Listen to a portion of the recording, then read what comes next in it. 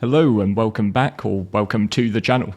I'm Loudguns, and today we're going to be taking a more thorough look at mining gadgets, since now I've been able to leave planetside and get out cracking rocks in the PTU for 317. There are a number of questions that I want to answer, but the key two are, can you use gadgets to solo crack high mass rocks, in the 7 to 8k range? Spoiler alert, yes you can. And can gadgets make prospector rentals more viable and allow them to get into high value mining? Spoiler alert, probably not. Just before we get going, if you are new and keen to get into SC, just make sure you use a referral code to get some extra starter cash. Mine's up on the screen, but really just use anyone's. And if you're keen to come join a community of folks who love the game, please check out the link to our Discord down below. I'm going to talk a lot in this video about the viability of solo mining, but honestly the game really comes to life when you play with other people. Also, stick around to the end of the video to see how you can get your hands on a Hull A, one of the newer ships to be added to Star Citizen in patch 317. Or, skip to the end of the video now and miss out on all my geeky information. Right, you're still here for the geeky info and the giveaway can wait. That's awesome. I covered off the stats of all of the mining gadgets in my last video, but let's just take a quick look at the finalised sheet I've put together covering all the data. There are 6 mining gadgets and they all follow a familiar pattern. Slap them on a rock, and they're going to yield you some advantages and disadvantages that may make it easier to mine a deposit. The one gadget to rule them all in my humble opinion is the Bormax. Whether or not you can break a rock is basically a mathematical relationship between laser power, rock mass and resistance. And we can't do much about laser power or rock mass, so in this case resistance is far from futile. Importantly though, as we'll see in this video, you can stack more than one gadget onto a rock, and therefore stack up the effects. Once you've bought yourself some shiny gadgets, you can drag them from the station inventory onto your person. You have one slot that will take the gadget on your back, but if you equip a backpack you can also fit a good few more in there. Once equipped, you'll pull out your gadget by hitting your utility key, that's default 4 on a keyboard, and that gets it into your hands. If you approach a rock and you hold down left mouse button, you'll get the option to place it once you're close enough. Once it's on the rock, it will take a moment to calculate, then we'll come up with this screen. You have 3 sliders that you can adjust to basically tune the device. Drag the sliders and try to match the wave more closely.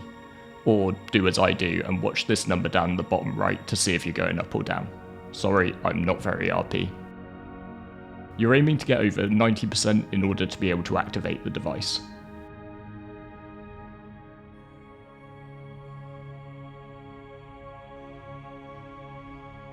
You may find that there are some spots that you place the gadget on the rock where, try as you might, you won't get it to that 90% threshold. If that happens, just click the detach button in the top right, move it to a different place and try again. Mining gadgets are all about the trade-off. You can use them to help you mine a deposit, but the whole process of attaching them to a rock is very risky. You're highly vulnerable outside your ship, and with nobody at the controls, you're basically a sitting duck for reds. One of the key experiments I wanted to run was whether gadgets could be used to make mining high-value deposits, primarily decent percentage Quantanium rocks, with a rental prospector viable. One of the key downsides to rental vehicles is that you can't change any of the parts. So on a mining ship you can't change the mining laser from the Arbor to any of the better variants. So I set out in my prospector with 0 modifications or modules, so it's exactly like a rental just with that Arbor laser. And I found myself at 28% asteroid, which if we can make it work would yield us in the region of over 200,000 credits, so very good money for a new player.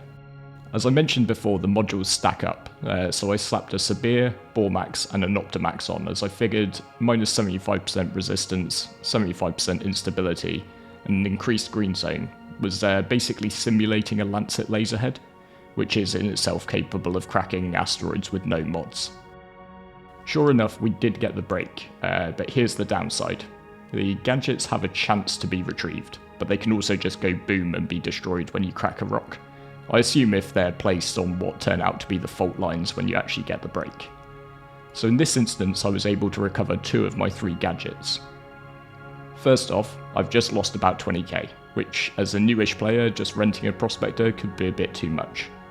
And secondly, I've now not actually got the requisite gadgets to break the sub-pieces, which are again very unstable. So theoretically, it would be possible to just bring a fat stack of gadgets along and accept the losses as you go. But this approach could easily eat into the profits made by mining the rock and would require you to have a decent stack of money to begin with. Plus, it's an awful lot of work searching for these tiny gadgets in the midst of broken asteroids. I feel that newer players have two options. You could use a single Bormax gadget to reduce the resistance on lower value deposits, enough to just get you that first break. Materials like laranite, bexolite, etc., they might not be as valuable as Quantanium, but they don't have the level of instability that Quantanium has. So that's what makes it really hard to make those second breaks of smaller pieces that have higher percentages of the valuable mineral in them. Alternatively, and this would be my recommendation, is stick to an activity like rock mining or bounty hunting to make enough for your own prospector before you really get into the mining gameplay. My second experiment though was to see if the gadgets could make it possible to solo large 7 to 8k mass rocks in a player-owned prospector or mole. This is already possible with the double surge stampede trick, but maybe I was trying to see if we could make it a bit less risky, because obviously that double surging does take a little bit of skill and a little bit of luck. Throughout this video I'm using my faithful little prospector as opposed to my beloved mole. The thing is that the laser stats, other than range, are exactly the same, so if it's possible in one, it is possible in the other. Also, this is the PTU, and especially poor performance in some areas is just to be expected. So at the time of recording, the level of desync experience when getting out of the pilot seat in the mole and into a laser while in Atmo was just off the charts, to the point where a break was impossible, because I couldn't tell what on earth was going on. I found myself a sizable 7.5k mass stone, and after some experimentation arrived at slapping 2 Bormax and a wave shift on it. This dropped resistance by 75%, then 75% again, and then 40% again, dropping it down below the 2 decimal places, shown at 0.01. And it gave me a bit of a bigger green zone to work with as well. Now for the magic of video editing. I don't want to create the impression that this was easy, because it wasn't. You have to work really hard to pinpoint a weak point on the rock where you can get some budge in the charge level. Then you need quite a lot of patience, because if you do let your ship drift at all, you're going to lose charge, and that could have taken quite some time to build. So I actually ended up landing so that my ship would stick to exactly one spot, and search for a weak point using the gimbal on my laser. I want to be totally honest, I clipped out a good half hour of rather frustrating trial and error to arrive at this point.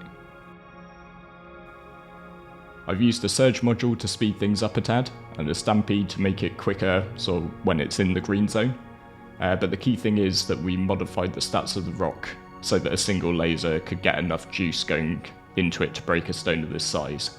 There aren't any passive mods on the laser, so this really is just coming from the gadgets. Let's just speed up the footage here a little bit so that things don't take too long to break.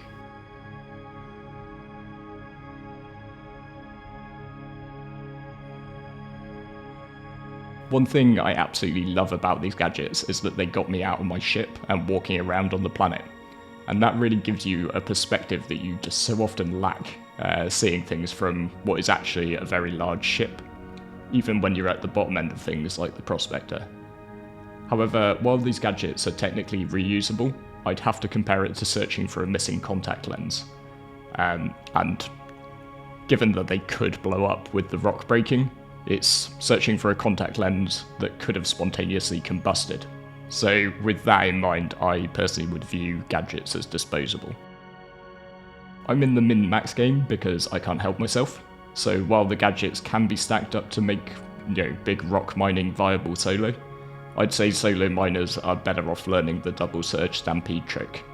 I've covered that in my main quant miners guide video if you want a bit of a recap on how to do it.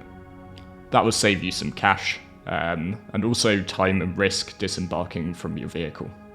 But I do want to say how much I love the work that's gone into these gadgets, and I think CIG have done a really good job coming up with the interface, and it just shouldn't be overlooked. Also, like I've just said, please go and use them at least a few times, just so you get out of your ship a bit more and experience the scale of the game. I'm really looking forward to mining as a game loop developing. we're very much at tier 1 of mining. And that's to, get the physical systems working, get the lasers working, get sort of laser power and all these things like gadgets and modules and consumables which can adjust the different sort of statistics of the rocks that you're mining. And I really hope that the next stage is basically more variety in rocks, which should really help to make use of all of these various tools that we have. So if you thought this video was useful, please consider hitting subscribe to the channel if you haven't already, and sharing this around a bit with your org mates, if you think that would help them out. And if you'd like to go a step further in supporting us, we do have a Patreon in the video description down below. I've had an amazing time building this channel up, and witnessing the growth of our community at Frontier alongside it. For me, it was always about learning to video edit, but it's given me back so much more. So I now want to give something back to you, the community that supports me. And for that reason, from now on, as long as it's the case that I've got a chunk of change coming in from YouTube ads, we'll be doing a monthly ship giveaway on the channel. I'm sure if you think about it for all of 2 seconds, you'll work out which other Brit I stole this idea off. For this month, we've got a Hull A, the latest cargo ship for MISC, which will be coming in with patch 3.17. So with 64 SCU of cargo, it's a perfect little ship for miners to drop off a couple of prospector jobs, or would-be traders to start out. It's got an incredible view and an incredibly cool extending spindle for its external cargo. All you have to do to enter is comment on any of my videos from April 2022. You can get multiple entries by commenting on all of the vids that I put out this month, but only 1 comment per video will count. Please don't let that stop us having a chat though. And we'll draw the winner sort of at the end of the month and announce it at the start of May. And with all that said, let me close by saying thank you very much for watching all the way to the end, and I look forward to seeing you next time.